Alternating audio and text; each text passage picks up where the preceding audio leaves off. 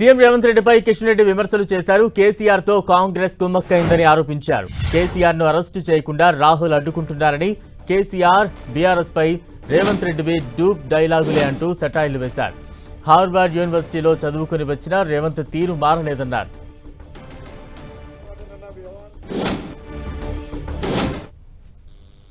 ఇటీవల ముఖ్యమంత్రి గారు ఉన్నత విద్య కోసము, ఉత్తమమైన పరిపాలన కోసము, ప్రపంచ స్థాయి నాయకత్వం కోసము హార్వర్డ్ వెళ్ళొచ్చారు. అందరూ అనుకున్నారు వెళ్ళొచ్చిన తర్వాత నన్న వ్యవహారం మారుతుందేమో, బుద్ధి మారుతుందేమని. కానీ కొండనాల్కకు మందేస్తే ఉన్ననాల్క పోయినట్టుగా హార్వర్డ్ నుంచి వచ్చిన తర్వాత కూడా, ఉన్నత విద్య చదివిన తర్వాత కూడా హార్వర్డ్లో ముఖ్యమంత్రిలో ఏ మార్పు రాలా.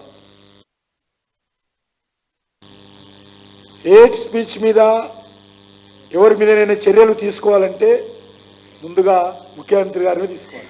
ఆయన ఆ హేట్ స్పీచ్ ఇవ్వకుండా కాంగ్రెస్ అంటే ముస్లిం, ముస్లిం అంటే కాంగ్రెస్, హిందూ దేవులను అవమానించడము, ఇవన్నీ కూడా ముఖ్యమంత్రి గారే.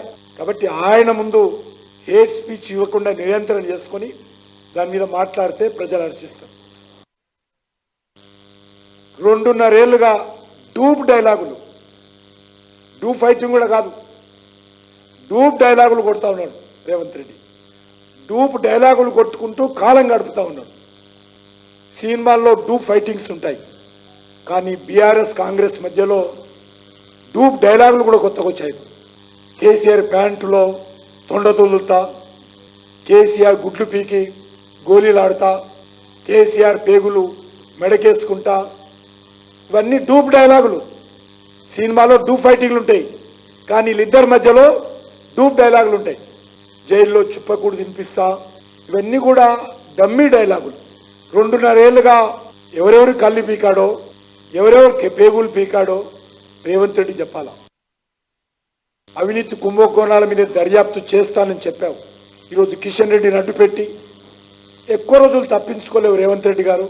రాహుల్ గాంధీ, కేసీఆర్, సోనియా కుటుంబము, కేసీఆర్ కుటుంబము కుమ్ముక్కయ్యారా కాదా? కుమ్ముక్కై తెలంగాణలో రాజకీయాలు చేస్తున్నారా లేదా? నరేంద్ర మోడీ గారిని ఎదుర్కోవడం కోసం మీరు మేము ఒకటే అనే ఆలోచనతో ఉన్నారా లేదా? తెలంగాణ ప్రజలు కోరుతున్నారు.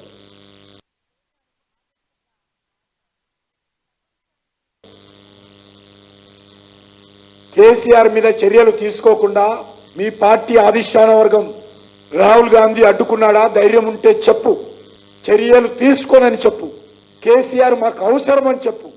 అంతే తప్ప కిషన్ రెడ్డి మీదనో, బీజేపీ మీదనో, కేంద్ర ప్రభుత్వం మీదనో తోసేసి తప్పించుకునేటువంటి ప్రయత్నం చేయకు. అసలు రాహుల్ గాంధీ ఎన్నికలకు ముందు అనేక రకాలుగా మాట్లాడాడు ప్రచారం. నేను రాహుల్ గాంధీని కూడా ప్రశ్నిస్తున్నాను, కేసీఆర్ మీద చర్యలు తీసుకునేటువంటి దమ్ము, ధైర్యం మీ పార్టీకి ఉందా? ఆ చిత్తశుద్ధి ఉందా? రాహుల్ గాంధీ బహిరంగ ప్రకటన చేయాల్సిందిగా నేను కోరుతా ఉన్నాను.